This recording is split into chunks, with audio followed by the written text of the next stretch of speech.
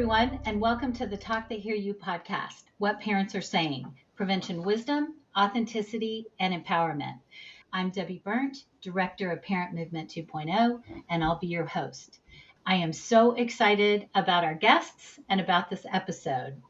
We have teenagers on the call with us today. They're all high school students, and they come from a program called Substance Free Athletics. In addition to hosting this awesome Talk They Hear You podcast, I work with this program, and it's focused on youth substance use prevention, and it's targeted at high school athletes. The organization has a teen athlete leadership council that helps direct the program, and today we welcome 4 of those teen leaders from that council to the podcast. So hi, everybody. Hi. How's it going? Good. It has been a privilege to work with you guys this whole year. You've been amazing. You've made some amazing contributions to the program. And today it is a thrill to have you here on the podcast. So let's go around and just have you introduce yourselves. Tell us your first name, what grade you're in, what state you live in, and what sports you play. Jump in.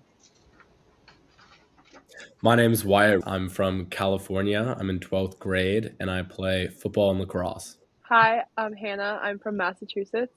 I'm a senior in high school and I play ice hockey. My name's Archer. I'm in California. I'm a 10th grader and I play golf. Hi, my name's Maddie. I'm from Connecticut. I'm in grade 12. I'm a senior and I run year round, so I do cross country, indoor, and outdoor track. Fabulous. It's great. A lot of sports covered. We have one winter sport, several spring sports. So everyone's in season right now or about to be. But before we dive into sports and the program itself, why don't you guys just tell me a little bit about what it's like to be in high school these days relative to drugs and alcohol? Is it a big deal? Can you stay away from it? What's the peer pressure scene like? Just any general thoughts about that? I can start. So just like general thoughts around that. I live in California. I don't know how it was in the past, but I feel like it's fairly easy to get access to substances. But I will say that in my time in high school, I haven't come across peer pressure or other people peer pressuring. I feel people like they've been taught not to do that. So for the most part, it's not really peer pressure, but it is around most of the time if you're in like those circles. I disagree, and building off of that, I think that majority of people at my school, they understand how drugs and alcohol have an impact on your body, but I think that there's a difference in understanding how much drugs and alcohol have an impact on your body. I think that's the discrepancy there at my school. Yeah, I agree with both Maddie and Wyatt with there's access to it everywhere. I go to a really small private school that's K through 12, so it's not as big of an issue at my school per se, but some of the bigger public schools around my area, it is, and it's more prevalent. But I think peer pressure has kind of gone down for sure. That's not as big of an issue as completely understanding what drugs and alcohol can do to your body. Interesting. Yeah, I totally agree with all of them, with everything that they said. I'd also like to add that even if you are at any sort of party or function with friends, I wouldn't say like easy to steer away, but you definitely can if you have that ingrained in yourself. But I can see if you're pretty neutral on the issue of substances and drugs that you could easily be kind of pressured into it. Not as much pressure, but you can easily get put into it by like in a scenario. It's there. So it sounds like it's easy to engage with if you're motivated to or feel any pressure about it whatsoever. And Archer, you're a little bit younger, right? You're a sophomore? Yes. Do you think, and let me just ask all of you, do you think it's different when you're younger than when you're older? Or is it all kind of the same? I definitely think it's different age group wise. I'm friends with Wyatt. I know him pretty well, and I've hung out with him and his friends a few times. It definitely differs. Like if I'm just hanging out with some of my friends versus if it's like a school-wide function or something, then it's definitely easier based on how old you are and what they get into, how old you get. You guys agree? Older? Yeah, I have a younger brother who's a sophomore actually, and I just think about looking at younger grades, and then there's kids in my class that are very much over 18. It's not like you can legally get anything, but there's just easier access just technically being an adult rather than being like 16. There's definitely a big jump. And that also comes with like a jump in understanding and maturity. Mm-hmm. So I think it's important to like educate for sure, younger grades.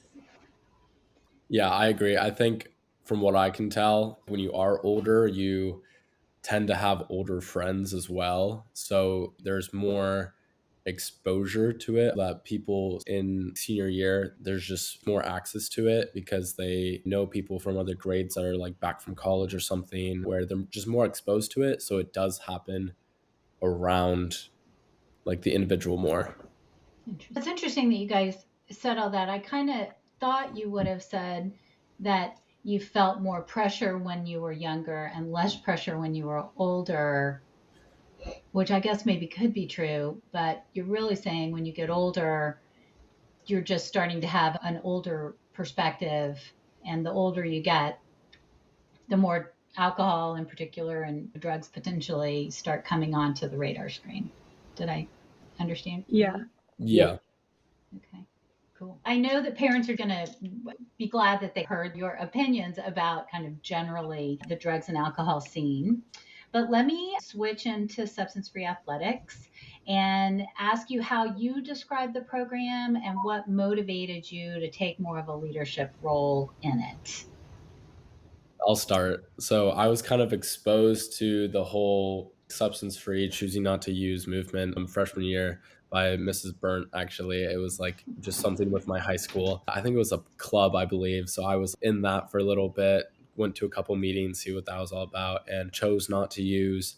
And then I got in connection with Ethan and Mark last year. I played lacrosse with them, and they kind of started this whole substance free athletics youth part of it, and I was really inspired by them. They kind of like lit the torch for me, and I liked what they were doing with the whole program. So I started to work with Mrs. Burnt to get more involved, and we ended up here with the whole leadership council and giving presentations and going state to state. It's been a great journey.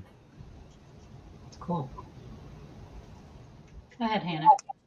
Okay, mine's a little bit different because I'm coming from the East Coast, but I work with the nonprofit called the Heron Project, which is Chris Heron's nonprofit against substance abuse and recovery. And he was a professional basketball player, and there's a ton of information on that story. But I'm on the youth ambassador group there, so I'm the publicity chair.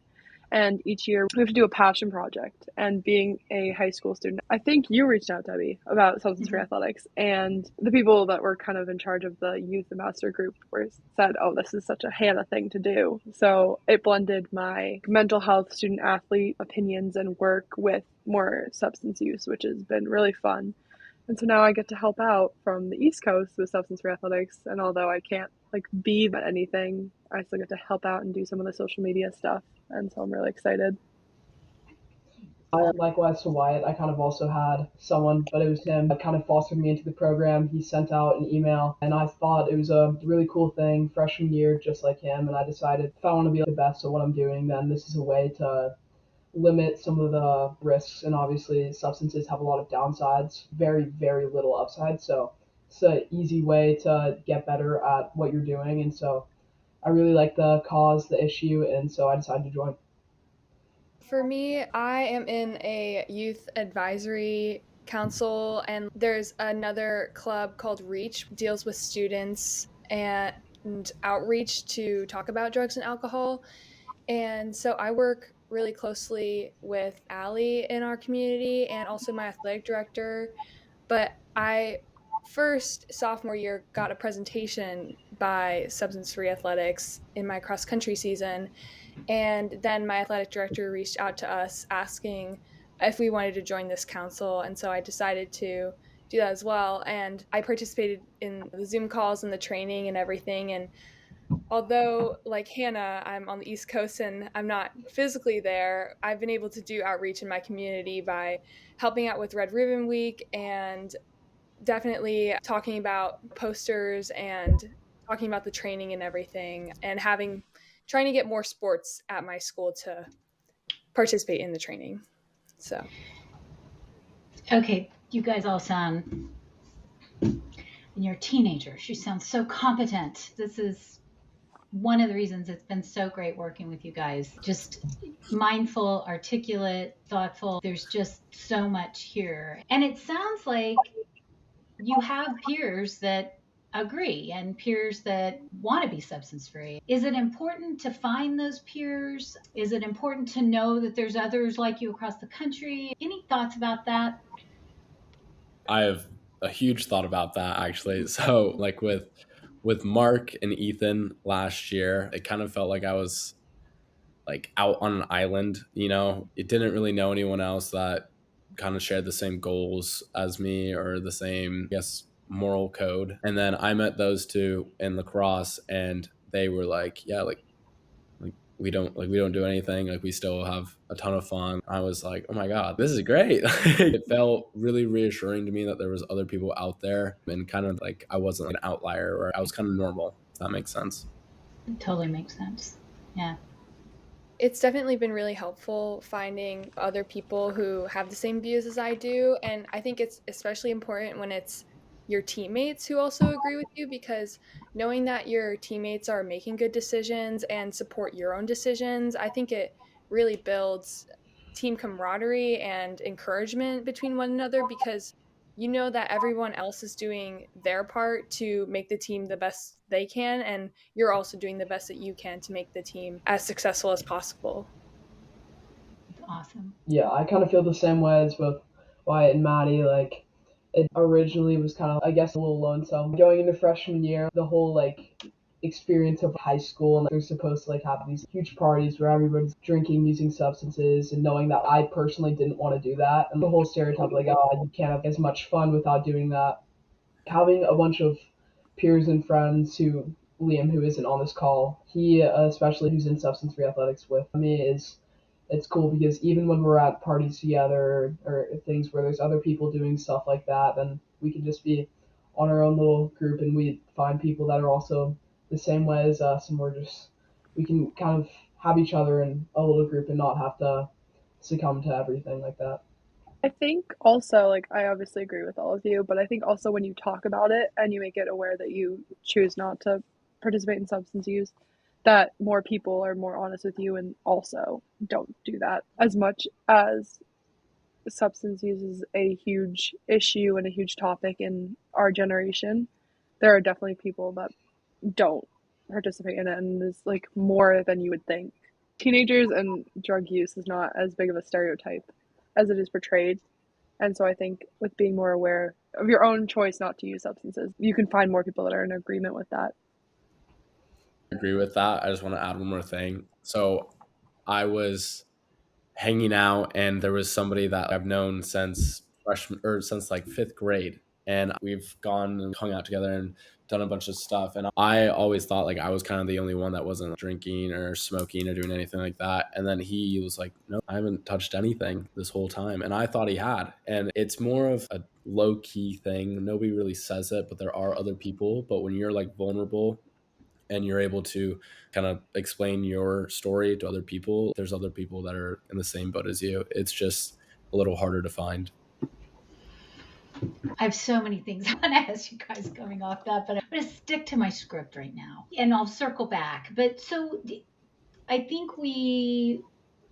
Maddie, your team saw the substance free athletics program. Wyatt, your football team saw it. Did you guys see any impact from the team? And I know, Maddie, you just said it's great to know that your team feels the same way, because then you know you're all operating at the same level towards the same goal.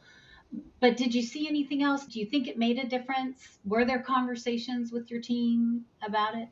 Yeah. Yes, there was definitely some conversations with my team after cross country and the presentation. I had my other captain, she pulled me aside and she was like, I want to make sure that everybody is making the right decisions, because there's some things in our handbook about if you're not even participating in the substance, but someone is caught and they are participating, then you will get suspended, even if you're not the one who's making those decisions. We had a conversation about making sure that we're with each other and we're not making the wrong decisions or anything. And And if we are in proximity with someone, that we leave the situation and we get out of there and we just find each other as a team. So that was definitely a conversation that we had. And then overall with team meetings, and we just talk about our goals for the team, and we know that it's making the right decisions to get us there. So That's awesome.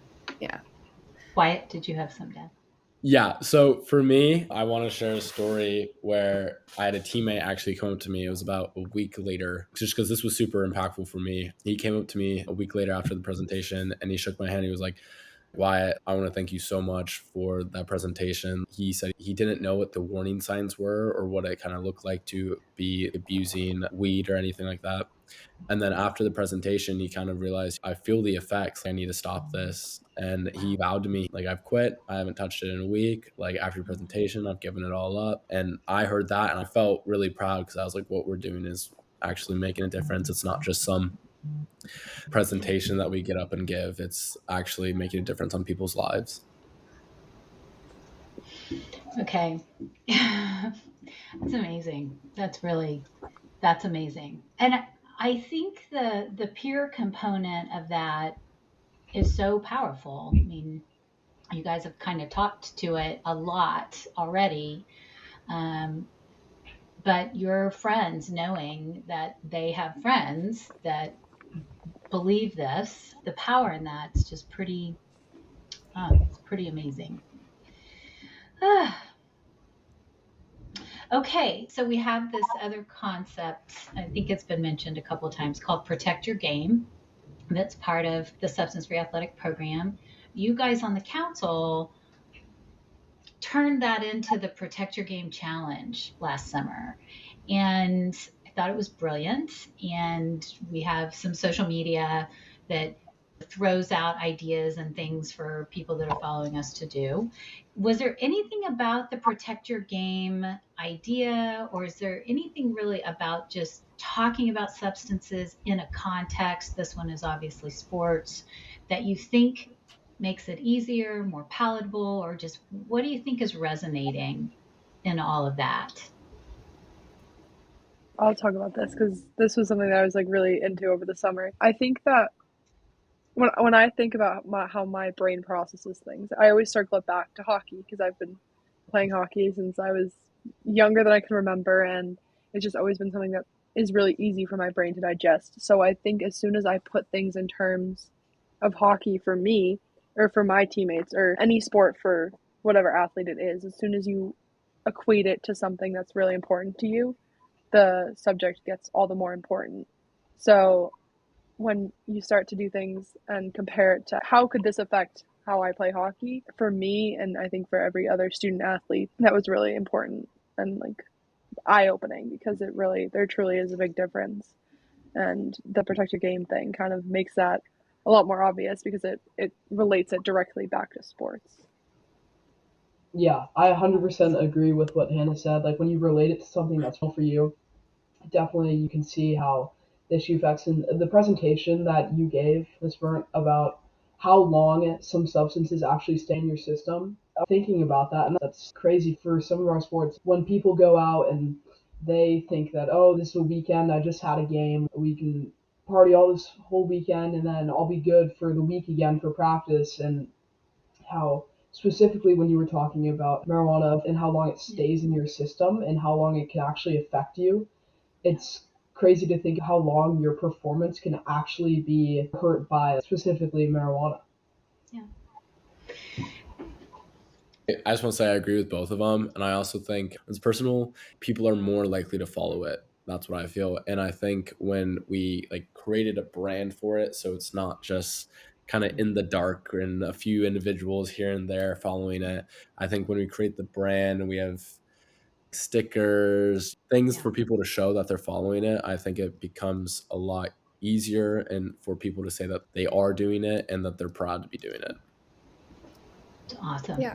And I also think that with the Protect Your Game Challenge, I like how it's kind of coupled with their impactful, scientific statistics, but they're just little bits of it, but they still make a really big impact. And just on the posts on social media, And I think it sticks with you. It's definitely stuck with people at my school and myself, and especially with thinking about how alcohol and how it impairs muscle recovery. It's like if you're not making right decisions over the weekend, you're not going to be ready for practice the next week because your muscles haven't fully repaired or you haven't recovered the best way that you could to set you up for, a successful week of training. And I just think that the Protect Your Game Challenge, it's a really good constant reminder. And also with the stickers, I see it on people's water bottles at my school, and I also see the drawstring bags and everything that people are using. So it's definitely still pretty prevalent in my school, and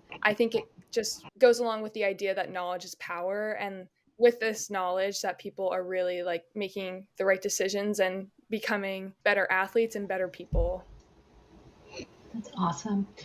I know some of you need to go here pretty soon. So this is a podcast for parents, right? So let me just end with asking you all, what would you like from your parents or parents in general relative to alcohol and drugs? Is there anything we should know from the teenage high school perspective, or is there anything we could do to support you better? Any thoughts along those lines? I'd kind of like to jump in here. A part of it that I know it doesn't really fully relate to athletics. It might just be a little bit of my opinion, but honestly, kind of leading by example and stuff. Where a lot of parents, like even when you have little get-togethers with family friends, there's a whole culture of we're gonna break out nice wine and nice whiskey for the parents, and we're gonna all say you guys can go do whatever you want, but we're gonna go sit and then go drink and we'll stay there. And honestly, like some of the times it does get to a point where it's just to frankly just call it out. They're too incapacitated. So they're past a point where it's just like sipping and tasting where you have to have your kid who has his permit drive you home or call an Uber and leave the car at the house. Just leading by example a little more would help. I love it. Just straightforward. Wyatt, you got anything? Yeah, I want to jump in. So, okay, I'm the youngest of 5. So, I've seen a lot of different experiences throughout my family, but like through it all, I think the one thing that has made the biggest impact on all of us is that my parents have been super open, honest, and we have a great line of communication.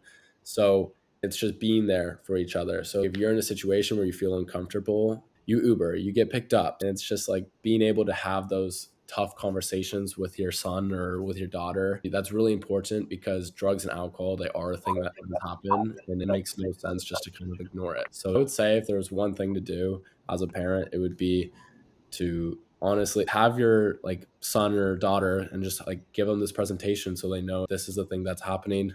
This is the effects. Like you need to make your own decision and you need to be smart about it. We have research out there that tells parents that their influence does really matter to their kids. And as a parent, sometimes you don't believe that. You think that maybe your kids aren't hearing you. But I'm hearing from you guys that your parents do make an impact and they do influence your thinking. Am I hearing that correctly? 100%. Yeah. Okay. Hannah and Maddie, is there anything else you would add? Yeah, so my mom's a social worker actually, and she's always worked with drugs and alcohol and clients that have issues related to drugs and alcohol. And one of her big things throughout my childhood has been we have uncomfortable conversations. And now, like being almost an adult, I can say clearly and obviously, like my mom is one of my best friends. So I really appreciate our line of communication for sure, and that we've had these uncomfortable conversations in regards to heavier topics like drugs and alcohol. And I know that whenever, wherever I can call her and she would pick me up and drop anything, or that she would, depending on where I am, like my grandparents could pick me up, or there's someone else I could call. Just, she doesn't really care as much about the actual drugs and alcohol as long as I'm safe. Mm-hmm. And I think just one, I've been exposed to her line of work. So I've seen families for sure struggle with this. And honestly, just an open dialogue, an open conversation about this issue goes a long way because I'm not really scared of it, but I'm aware of it. Yeah. And I think that's definitely all because of my mom for sure. And I'm really thankful for it.